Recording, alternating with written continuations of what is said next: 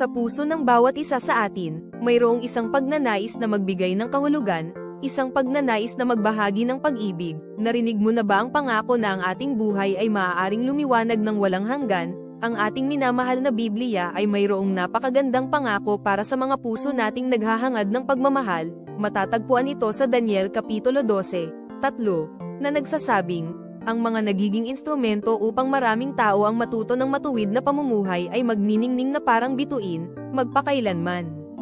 Isipin lamang ninyo, sa pamamagitan ng pagmamahal at paggabay sa iba tungo sa kabutihan, ang ating buhay ay maaaring magbigay ng walang katapusang liwanag sa mundo. Paano tayo magiging liwanag?